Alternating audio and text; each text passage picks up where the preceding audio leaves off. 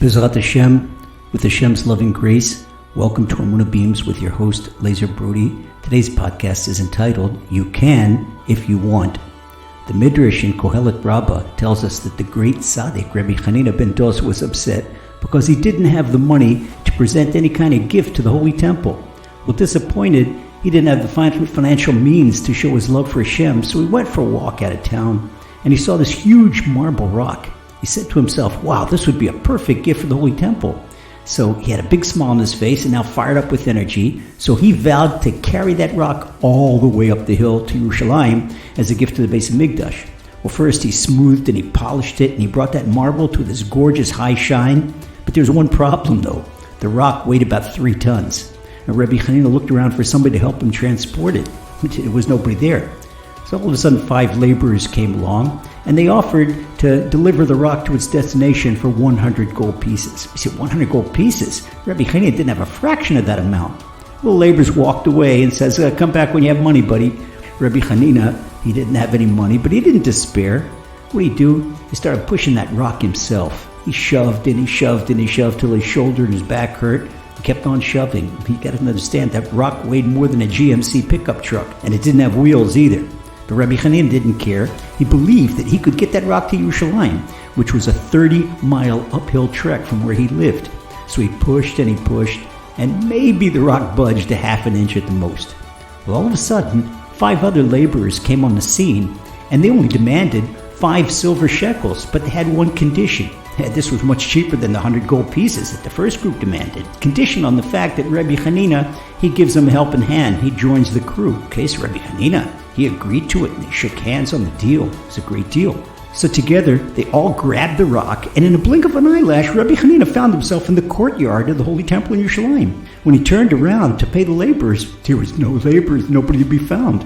Rabbi Hanina, he merited the help of angels. They weren't laborers. You might be thinking, that's all hunky-dory, but Hashem sends angels to Rabbi Hanina ben Dosa, but I'm not Rabbi Hanina ben Dosa.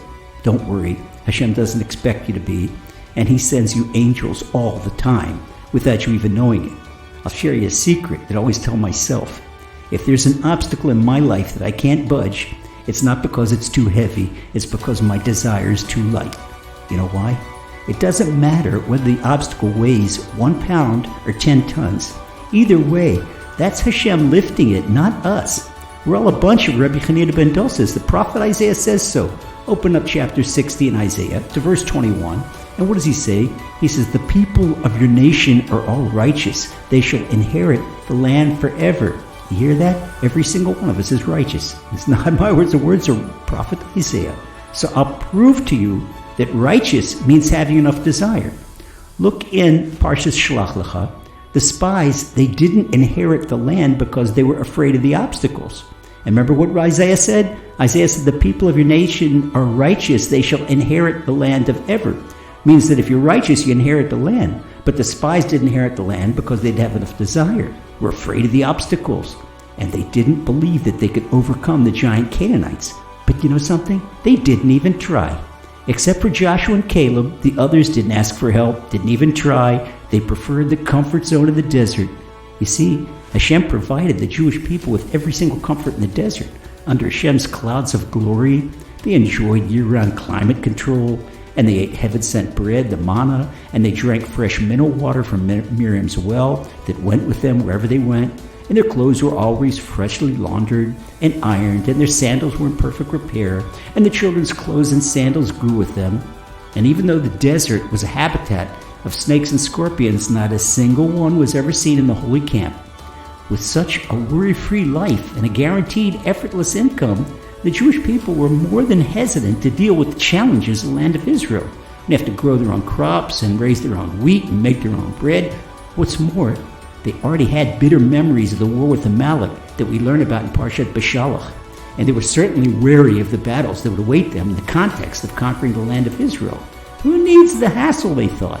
The problem is that nothing worthwhile in life is a free ride with no obstacles. You can't be a champion without getting hit, and there are plenty of obstacles on any road to the top. Only a couch potato with a Coke and a bag of potato chips in one hand and his eyes glued to the TV lacks obstacles. But do you want the body or a brain of a couch potato? Nobody with any self-respect wants that. The Gemara in Tractate Brachas 5a tells us that Hashem gives 3 wonderful gifts to Israel, all of which come with a big price tag of obstacles. The first is Torah, the second is the land of Israel, and the third is a world to come. They don't come for free.